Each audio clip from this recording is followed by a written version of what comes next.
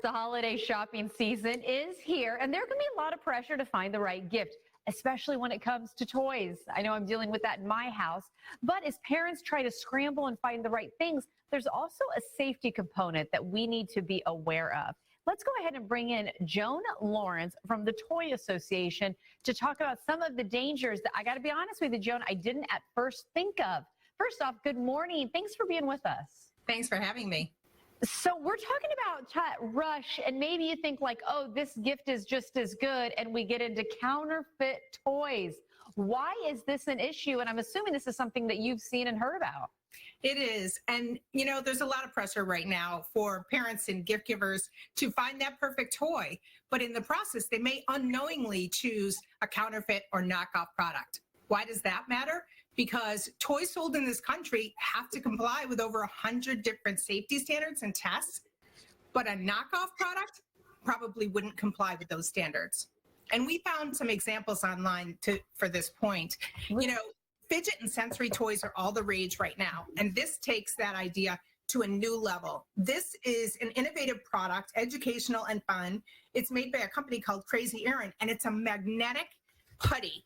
So it comes with a strong magnet, and the putty actually moves towards the magnet in the play space. It's really fascinating. And it even wraps itself, the putty wraps itself around the magnet. So it's often the popular toys, though, that are ones that get imitated. And so we found a couple of examples online of products that went to imitate this magnetic putty, but they don't comply with safety standards. They come with a very small, powerful magnet. It would fit inside the small parts testing cylinder, and that means this would pose a serious safety issue to young children. These don't comply with standards, whereas the genuine product complies with all standards and is properly age labeled. I got to tell you, I am like seriously in shock. My mouth is like open as I'm watching this, because this, again, is something I hadn't thought of. What a great example there. But what can parents do? I mean, you're shopping and maybe you forget. Let's be honest, I'm always forgetting the name of things. You forget the name of the correct brand. How can you know if you're getting the real deal, that it does comply with all of the safety standards? Well, it does mean you have to do a little bit of research, and that starts with looking at the listing. Know who the seller is. Do you recognize the seller name or the brand? You know, in these large online marketplaces that show you lots of sellers, that's really important.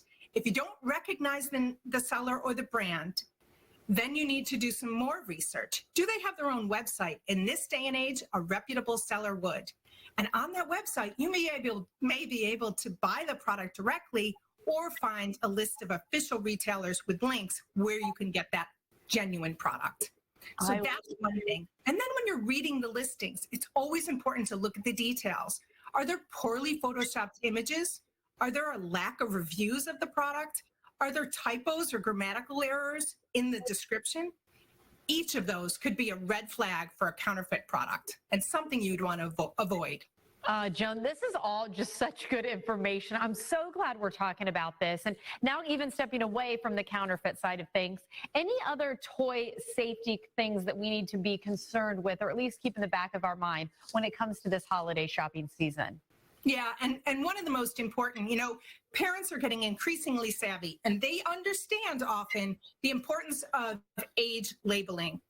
But it bears repeating. Always check the age on the product and match it to the age of the child.